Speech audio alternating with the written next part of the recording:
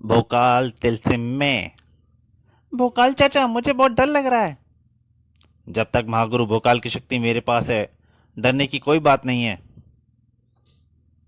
अतिक्रूर सुल्तान तुरीन तिलसिम ओलंपाक में तिलसिम में प्रवेश कर चुके हैं, और अब महाबली भोकाल व नन्ही राजकुमारी श्वेता तिलसिम में प्रवेश करने के लिए भटक रहे हैं। इस दलदली नदी में भोकाल का सामना हुआ भयंकर जलचरों से। भोकाल चाचा बचाओ! श्वेता की चीख सुनकर भोकाल तेजी से पलटा। उफ, कैसी जालिम नदी है! खचाक! हाथ के वापस नदी में गिरने के साथ ही हवा में लहराया एक भयानक चेहरा। कितने अजीब व गरीब शैतान जीव भरे पड़े हैं इस नदी में। दही! किंतु तभी उस तेज आवाज ने शांत कर दिया उन सभी शैतानी जीवों को। ये आवाज कैसी है? किर्र किर्र। उसके साथ ही नजर आया वह तीव्र वेग जलियान। ओह, यह कौन आ रहा है? कर्कश! मेरा नाम है कर्कश। इसी दलदल में डुबवा दूंगा तुझे मैं। ही। कर्कशा ध्वनि करता हुआ जलियान बिल्कुल भोकाल के बेड़े के नदी का पहुंचा। यह चला मेरी कर्कशा का वार। छुम! और ही भोकाल चाचा, आपका चेहरा ही गंदा हो गया। अच्छा, अभी मजा चकाता हूँ इस शैतान को। भोकाल ने तलवार घुमाई।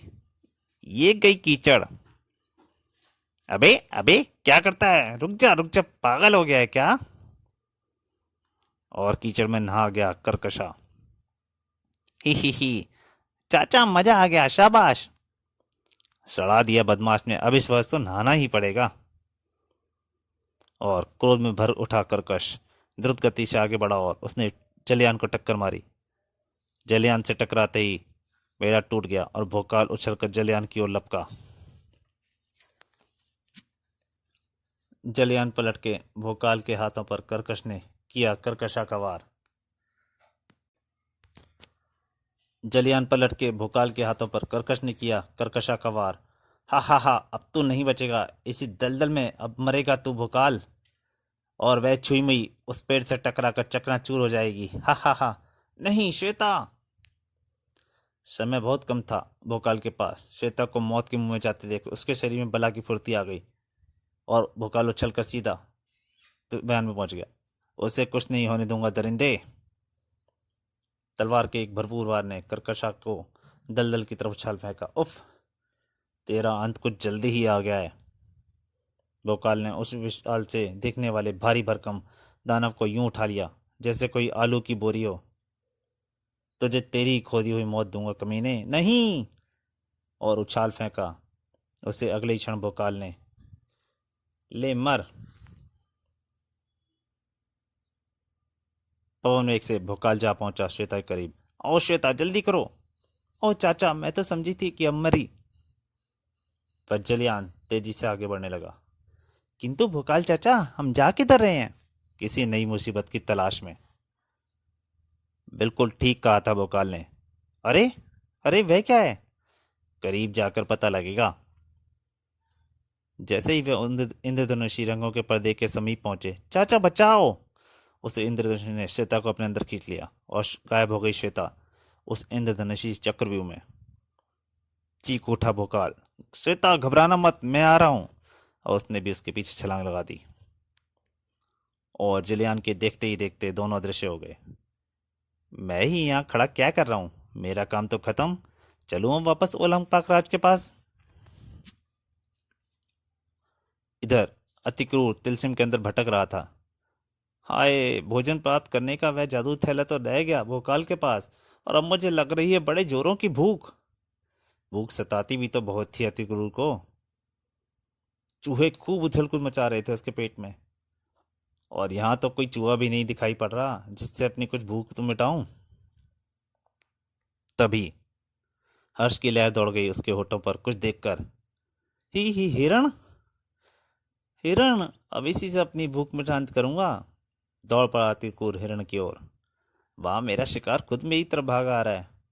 किंतु भूख से अंधा हुआ वह हिरण की ओर दौड़ रहा था, और हिरण उसकी ओर, क्योंकि भूख के मारे जो हिरण दिखाई दे रहा था वह था हिरण्याक। वाह, मेरा शिकार खुद मेरी तरफ भागा आ रहा है। और जब हुई दोनों की टक्कर, हाय, हिरण कहाँ गया? राक्षस राज हिरण्याक, तुझे हिरण नजर आ रहा है मूर्ख। तब होश में आया अतिक्रूर। संभल गया वे। कोई बात नहीं बेटे सीकड़ी पहलवान, पहले तुझसे निपट लूं, फिर ढूंढूंगा अपने प्यारे हिरण को। मुझसे डरकर यहीं कहीं छिप गया होगा। जबकि हिरण्याक उसकी ताकत समझ चुका था। यह तो बहुत ताकतवर है, मेरी जबरदस्त टक्कर से हिला तक नहीं। हिरण्याक जो अतिगुरु के असीम बल से परिचित हो गया था, यह तिलस्मी धुआं कब काम आएगा। ओह, यह क्या बदमाशी है। अतिक्रूर घुर गया उस तिलस्मी धुएं में। धुएं ने शीघ्र ही अपना असर दिखाया। ओह, उफ, यह मुझे क्या हो रहा है। ऐसा लग रहा है जैसे मैं कुछ नहीं कर सकता, हिल भी नहीं पा रहा हूं मैं। टूट पड़ा था हिरण्याक अतिक्रूर पर। हा हा हा, अब आएगा असली मजा। उफ, पंगु बना दिया इसने मुझे। मेरी सारी शक्ति खींच ली इस जादुई धुएं ने। और टास लगाया हिरण्याक ने। वाह वाह, वो मारा। उठ उठ बेटे, शाबाश, खड़ा हो जा मुन्ने, हा हा हा। अतिक्रूर के लिए उठ पाना भी असंभव प्रतीत हो रहा था। पूरा दम लगाकर वह किसी तरह खड़ा होने में सफल हो पाया। तभी हिरणाक ने एक और गुस्सा मारा। अब बताइयो बेटा, हिरणाक को किस तरह मारता तू? चींटी तो मारने लायक तू है नहीं। अतिक्रूर के दिमाग में चलने लगी आंधियां। यह इस तरह तो मुझे जरूर मार देगा। कुछ जल्दी ही नहीं किया गया तो आज मेरा खेल खत्म। बड़ी मुश्किल से वह फिर खड़ा हुआ। उफ, यह मुझे मारने आ रहा है और मैं हिल भी नहीं पा रहा। हिरण के सींगों से मारा जाएगा, हिरण का शिकारी। मौत उसकी नजरों के सामने थी। तभी चीख ऊंच उठी फिजा में हिरण्याक की। सही वक्त पर इसका ध्यान आ गया मुझे। दंताक ने चीर दिया था हिरण्याक का मस्तक, और हिरण्याक के मरते ही टूट गया उसके तिलस्मी धुएं का असर भी। वाह, मैं फिर सामान्य हो गया, मेरी ताकत लौट आई। डिशुम, खुशी से उछला। फिर रहा था अतिक्रूर। हा हा हा, मैं बलवान हूं, मैं बलवान हूं। तभी एक जानी पहचानी सी चीख ने उसके कदम जड़ दिए। ई, श्वेता की चीख, श्वेता की चीख है ये तो। और दौड़ पड़ा वह चीख की दिशा में। वह जरूर किसी मुसीबत में है, उसे मेरी जरूरत है। मैं आ रहा हूं श्वेता। अब वह अपनी भूख भी भूल चुका था। उधर आग की लपटों में सुरंग सुरंग में बढ़ता जा रहा था शूतान। न जाने कितनी लंबी है ये सुरंग, पता नहीं कहां से शुरू हो रही है और कहां खत्म होगी। शीघ्र ही जवाब मिल गया शूतान को। अग्नल से शुरू हो रही है यह सुरंग की अग्नि, और अग्नल पर ही खत्म होगी है।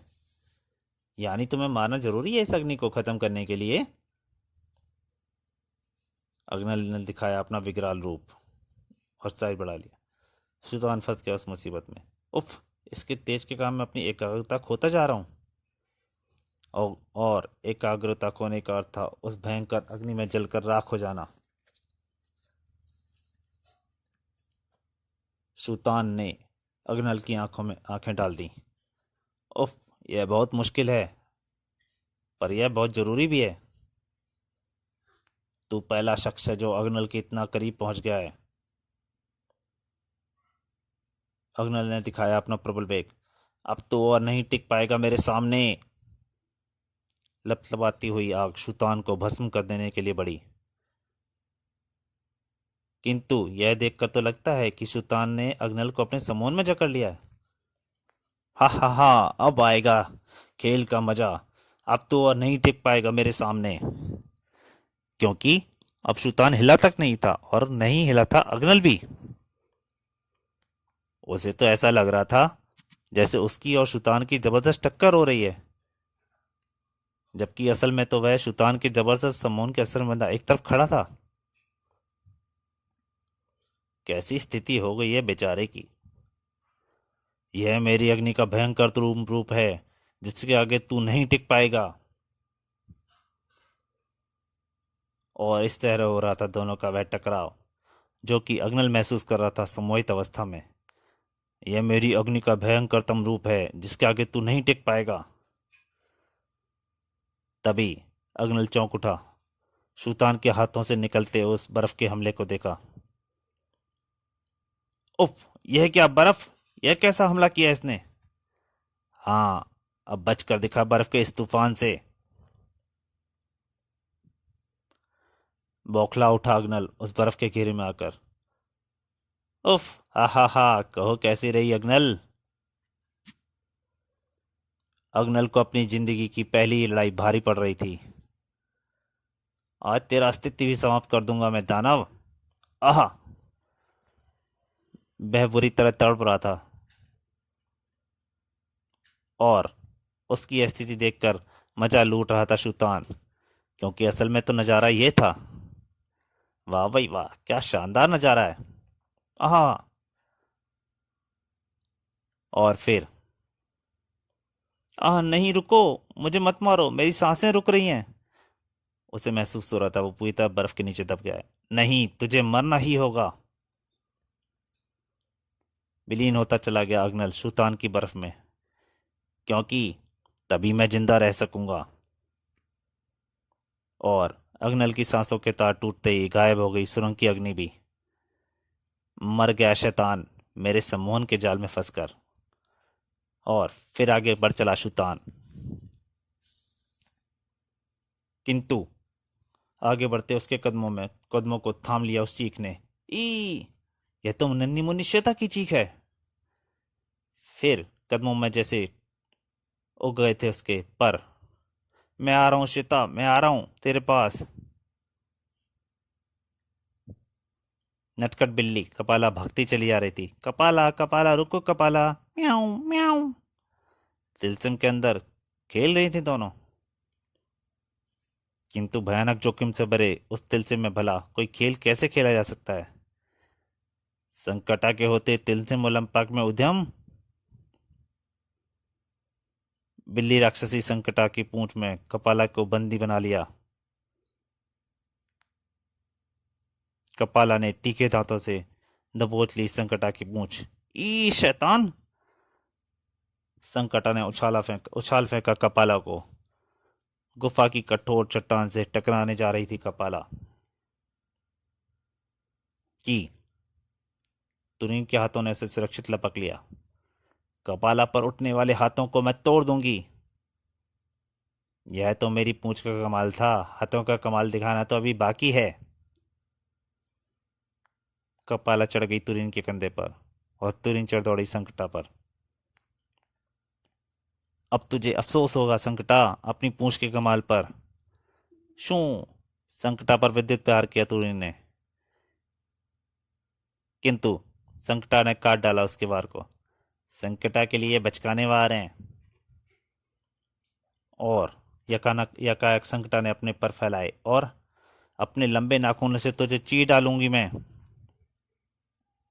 दोस्तों, ये कॉमिक अभी जारी है, लेकिन मेरी आपसे फिर से प्रार्थना है, अगर आपको कॉमिक अच्छी लगे तो चैनल को सब्सक्राइब कीजिएगा, लाइक कीजिएगा और सके तो शेयर कीजिएगा और नोटिफिकेशन ज़रूर ऑन कर लीजिए, ताकि मैं भी जो भी कॉमिक बनाऊँ तो आपको सबसे पहले मिल सके। अप्रत्याशित हमले को ना संभाल सकी तुरीन। उफ! संकटा ने दबोच लिया तुरीन को। संकटा का संकट मंडरा रहा था तुरीन पर। तुरीन के मुंह से सिर्फ एक चीख निकली, कपाला! तुरीन की आवाज ने कपाला के अंदर किया वह परिवर्तन। म्याऊ! और अब नटखट कपाला किसी से कमजोर नजर नहीं आ रही थी। उसने तुरीन की तरफ देखा, जिसकी हार निश्चित थी अगर कपाला एक क्षण भी और रुक जाती तो। और उसने संकटा पर हमला कर दिया। ओ कपाला, शुक्रिया, इसे खत्म कर दो तुम। उफ! और अब कपाले ने दबोच लिया संकटा को।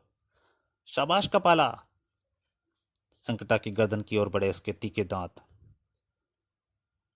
और गुफा संकटा की आखिरी चीख से गूंज उठी, आई! कुछ ही क्षण बाद वे दोनों गुफा में आगे बढ़ रहे थे। कपाला, अगर तुम वक्त पर ना आती तो आज मेरा अंतिम दिन होता। तुम भी तो अगर ना समय पर ना आई होती तो मेरा भी आज आखिरी दिन होता। तभी एक चीख दोनों के कान में गूंजी, जिस तुरीन और कपाला दोनों ने ही पहचान लिया।